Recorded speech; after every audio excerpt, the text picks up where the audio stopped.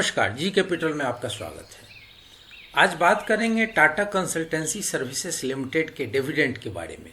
Tata consultancy services ने 600% का आज डिविडेंड का ऐलान किया है। इसमें प्रमोटरों को लगभग 1622 करोड़ रुपए मिलेंगे और बाद बाकी जो निवेशक हैं उनमें पैसे बांटे जाएंगे। देश की सबसे बड़ी IT company Tata consultancy services ने 600% का डिविडेंड का ऐलान किया है। इसकी घोषणा करते हुए कंपनी ने इस बात को स्वीकार किया है कि आने वाला समय कठिन और अस्थिरता भरा रहने वाला है।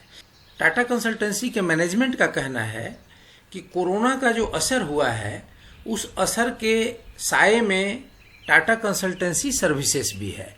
ऐसा कोई बात नहीं है कि सभी कंपनियां तो उसकी जद में आ गई हैं लेकिन टाटा कंसल्टेंसी उससे बाहर हो। कंपनी ने जो जानकारी दी उसमें वो बता रही है कि निदेशकों ने 1 रुपये की फेस वैल्यू वाले शेयर के लिए 6 रुपये प्रति डिविडेंड का ऐलान किया है। अगर आपके पास 10 शेयर हैं तो आपको 60 रुपये की डिविडेंड मिलेगी। अगर आपके पास 1000 शेयर हैं तो आपको 6000 रुपये की डिविडेंड मिलेगी। कंपनी के शेयर धारकों से मंजूरी मिलने के बाद ये जो डिविडेंड है वो आम बैठक के चौथे दिन सारे शेयर होल्डर्स को भुगतान कर दिया जाएगा। मार्च में टीसीएस ने 12 रुपये के अंतरिम डिविडेंड का ऐलान किया था। तो इस प्रकार जो एक नॉर्मल या एक आम निवेशक है उसको 12 रुपये तो वो और 6 रुपये 18 रुपये की डिविडेंड मिल गई। तो उसने जिस भी रेट पे खरीद रखा हो टाटा कंसल्टेंसी को, एडजस्टेड प्राइस उसकी 18 रुपये कम हो जाएगी। टाटा कंसल्टेंसी सर्विसेज के जो अच्छी डिविडेंड 600% के डिविडेंड का जो न्यूज़ था उस न्यूज़ से इन्फ्लुएंस होके मार्केट में आज टाटा कंसल्टेंसी ने बहुत अच्छा प्रदर्शन किया। और इसमें वो जब ओपन हुआ था उस समय तो 1800 पे ओपन हुआ था, 1753 तक की उसकी गिरावट रही थी। लेकिन जब हाई बना रहा था तो लगभग 7% की हाइट पे था, 1851 रुपये 95 पैसे का।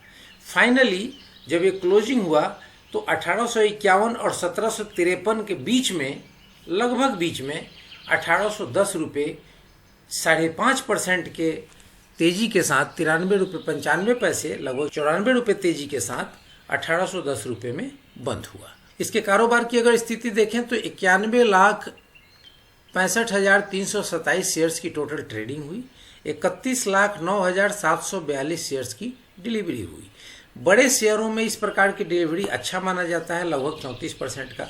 तो ये रही इसके कारोबार की स्थिति। अब अगर इसको चार्ट पे देखा जाए तो चार्ट पे देखते हैं तो हम ये देख रहे हैं कि पीछे जो 13 मार्च था, 13 मार्च को 1512 रुपये का ये लो बना रहा था।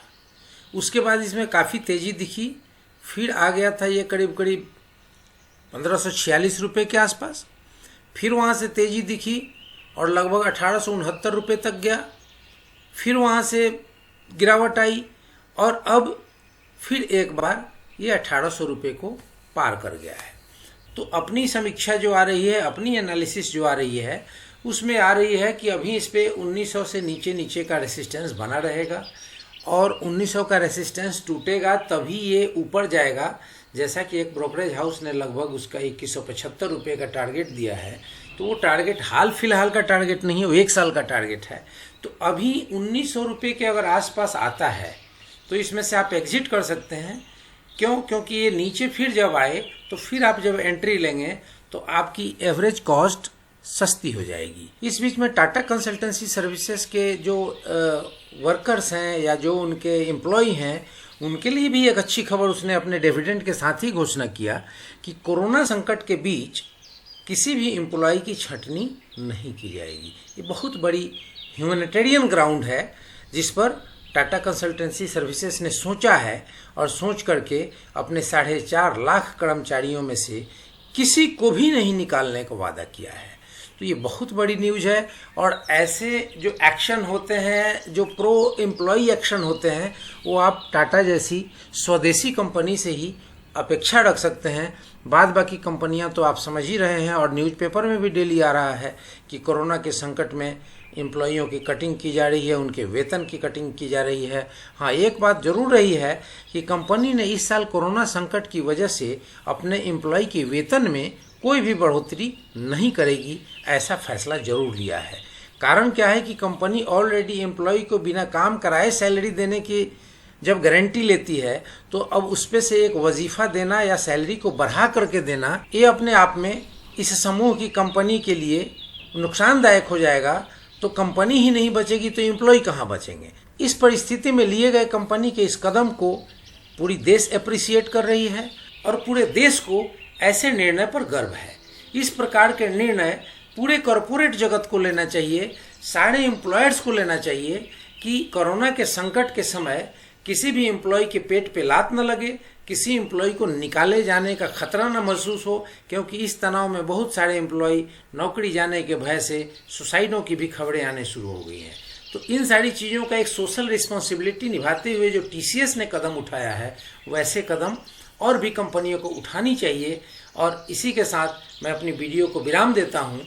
वीडियो को लाइक करें, शेयर करें, सब्सक्राइब करें और बेल आइकन बटन प्रेस करना न भूलें, ताकि ये वीडियो सबसे पहले आप तक पहुँचे। जय हिंद, जय भारत।